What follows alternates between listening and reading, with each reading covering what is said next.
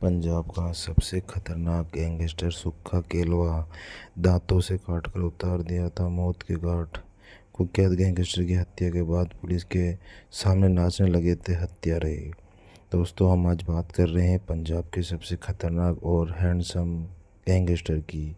इस कुख्यात गैंगस्टर का खौफ पंजाब, हरियाणा और राजस्थान के साथ ही पश्चिम बंगाल तक फैला हुआ था। पंजाब के इस खतरनाक गैंगस्टर का नाम सुक्खा केलवा था। साल 2000 से लेकर 2015 तक गैंगस्टर ने अपराध की दुनिया में कई जुर्म किए। सुक्खा केलवा के बारे में बताया जाता है कि उसका निशाना अचूक था, इसी वजह से उसकी पहचान एक शार्प शूटर की थी।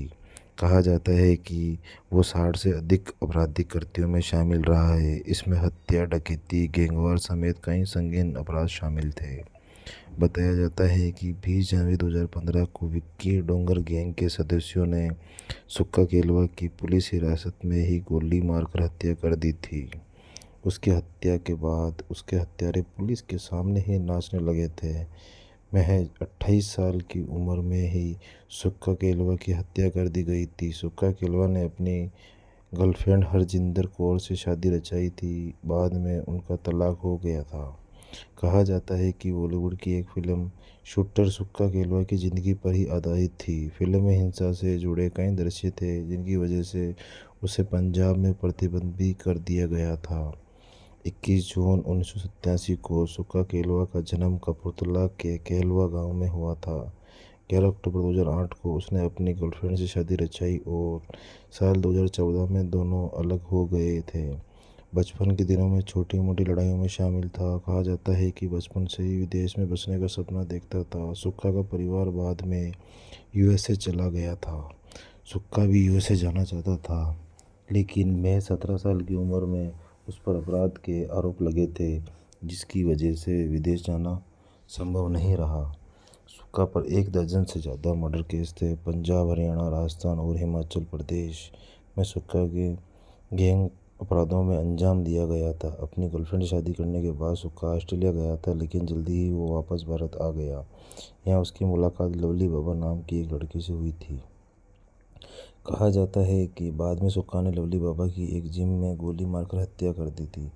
लवली की मौत के बाद विक्की डोंगर नाम का एक शख्स सुक्खा का दुश्मन बन गया। खास बात यह है कि विक्की पहले सुक्खा के लिए ही काम करता था। कहा जाता है कि सुक्खा ने एक बार सिर्फ दांतों से काटकर एक युवक की हत्या कर दी थी। 2015 के अंदर जब पुलिस सुक्खा को जेल से कोर्ट में पेशी के लिए ले जा रही थी, तभी हमलावरों ने उसकी गोली मारकर हत्या कर दी थी। सुक्खा की हत्या के बाद विक्की डोंगर का नाम इस हत्याकांड में आया था। सुक्खा के बारे में बताया जाता है कि वो फेसबुक पर काफ़ी एक्टिव रहता था। फेसबुक पर उसने हिंसा से संबंधित कई तस्वीरें भी शेयर कर दी थी। फेसबुक पर उसके कई फॉलोअर्स भी थे। दोस्तों, सुक्खा केलवा बहुत ही खतरनाक और बहुत ही डेंजर टाइप का लड़का था और वह छोटी सी उम्र में ही अपने इस अंजाम में घुस गया था।